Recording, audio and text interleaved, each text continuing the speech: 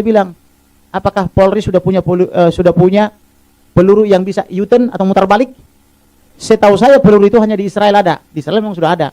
Jadi ditembak dari depan, kalau nggak kena dia mutar balik dia, kayak rudal gitu. Apakah Polri sudah punya? Saya bilang gitu. Karena saya bikin dalil itu paling cuma pancingan. Langsung diajari Baradae, iya. Setelah dia lumpuh, sudah berjongkok dia, saya tembak lagi untuk memastikan mati. Itulah membuat dia menjadi langsung tersangka. Saya bilang ini kejahatan. Sudah lumpuh kok masih ditembak sampai mati. Berarti jahat. Ada evil mind saya bilang. Jadikan tersangka. Gitu. Karena tugas polisi itu bukan membunuh, tapi melumpuhkan. Dan saya bilang ini execution style.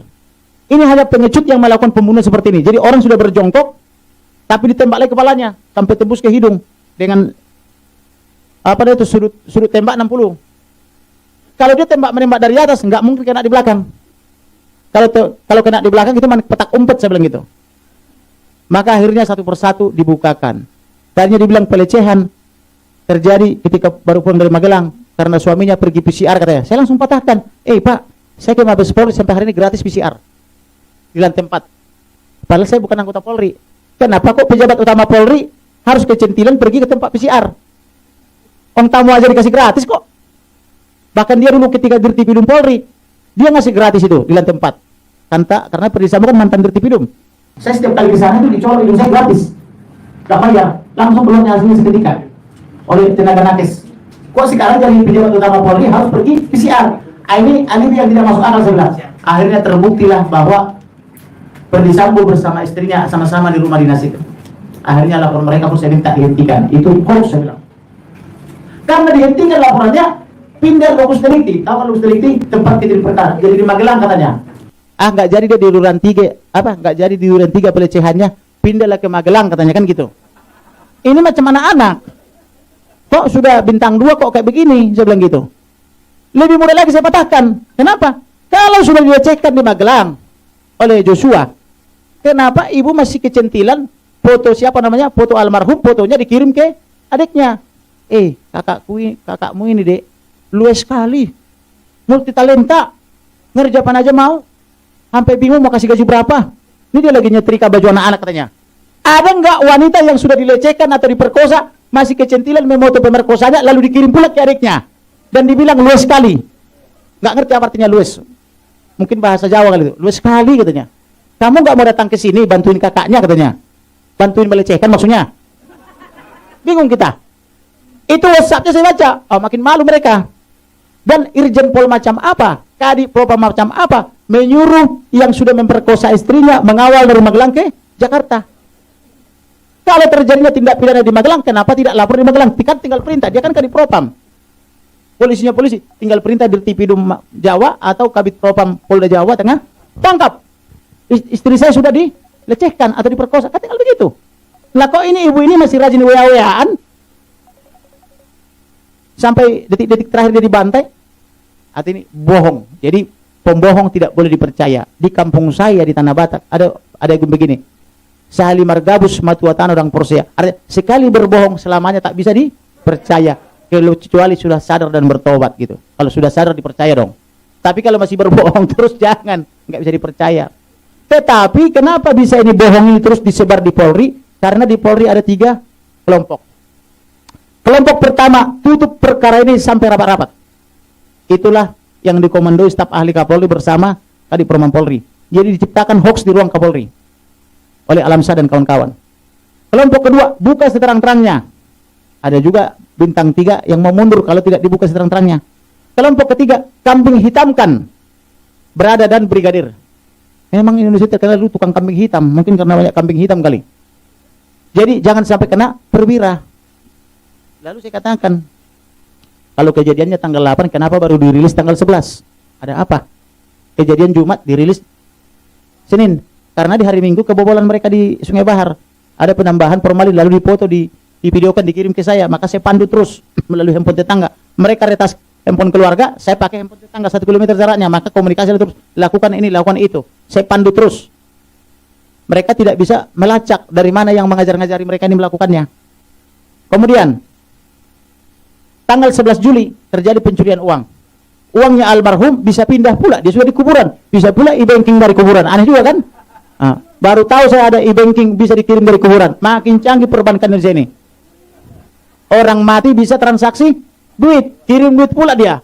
Cuman salah kirim, nggak ke saya dikirim. Dikirimnya ke tersangka. Nah, muncul masalah. Kenapa? Karena dokter forensik mengatakan tidak ada penganiayaan. Apa mungkin Joshua dengan rela? Ini loh, rekening saya, ini passwordnya, ini pinnya kalau kamu ngambil nanti tanggal 11. Apa mungkin begitu? Ini loh passwordnya handphone saya, merek Asus. Ini passwordnya handphone saya 3, 4 nomor. Apa iya begitu? Ini loh ATM-nya, ini buku rekeningnya. Ada nggak begitu? Saya jamin nggak ada. Hanya logika yang tidak makan sayur yang ada begitu. Tidak makan sayur dan buah. Yang benar dianiaya dulu, disiksa dulu. Maka diminta passwordnya, dipatahin jarinya misalnya. Kasih nggak passwordnya? Patahin lagi. Akhirnya kesakitan, kasih gitu kan. Kalau itu logis. Karena itu teori psikopat. Psikopat itu menikmati kekejian. Makanya beli buku, saya referensikan bukunya, judulnya Tanpa Nurani. Bahasa Inggrisnya Without Conscience. Itu karangan Robert De Haar, konsultan FBI. Itu bagus sekali. Semua ciri-ciri Ferdy Sambo ada di situ. Di dalam buku itu. Beli aja bukunya. Saya tidak bermaksud mempromosikan buku itu. Lalu kemudian dikatakan lagi bahwa ini apalagi LGBT.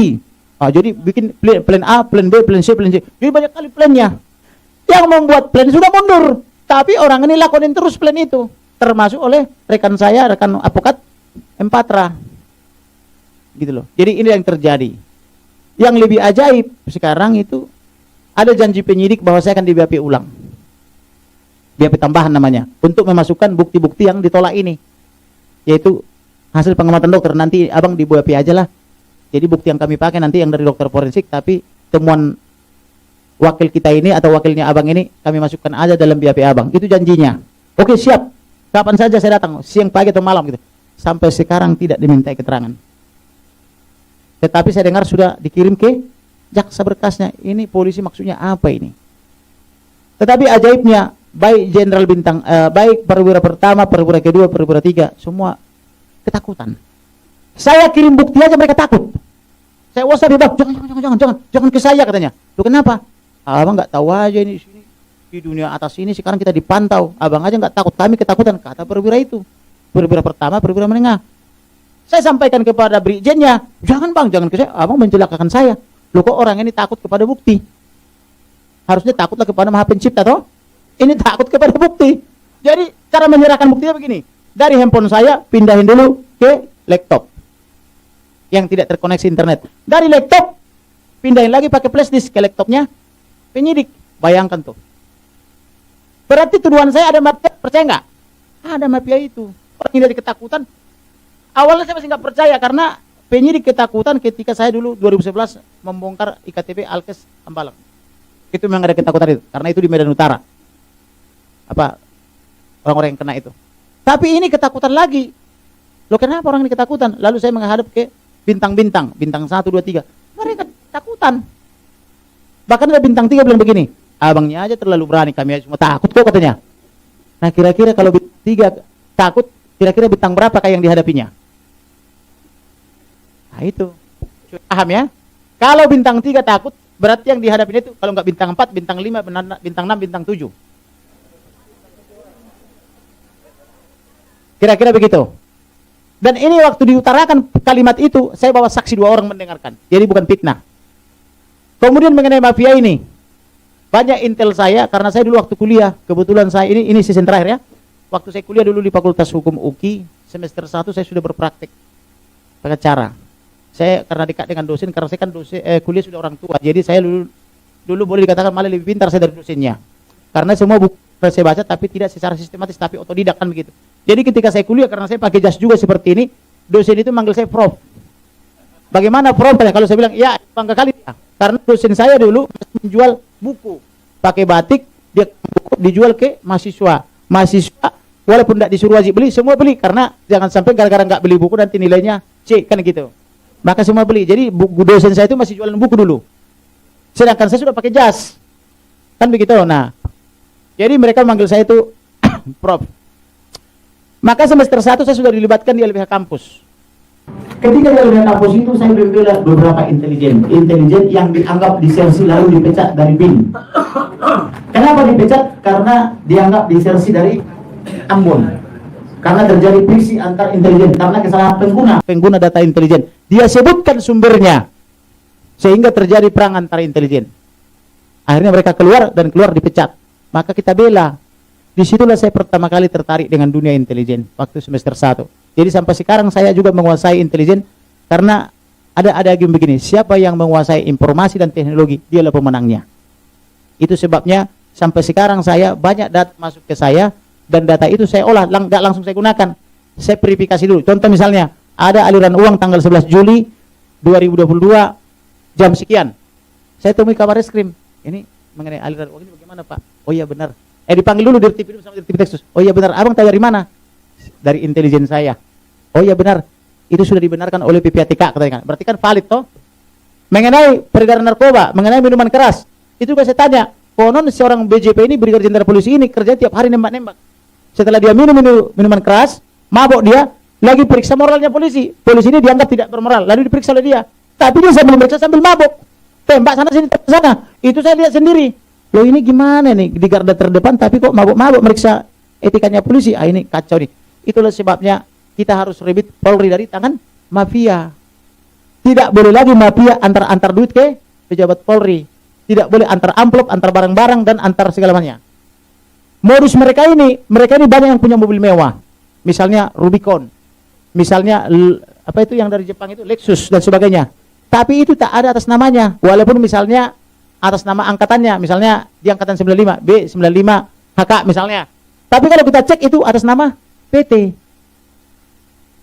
Paham modusnya kan? Tapi parkir di rumahnya. Semua mobil-mobil yang mereka pakai itu udah saya cek, tidak ada atas nama mereka. Itu atas nama PT, entah siapapun yang punya PT itu. Tapi harga Lexus itu paling murah 1,5 miliar. Rata-rata 3-4 miliar. Dia punya beberapa. Belum rumah. Di mana-mana, belum tanah dan sebagainya.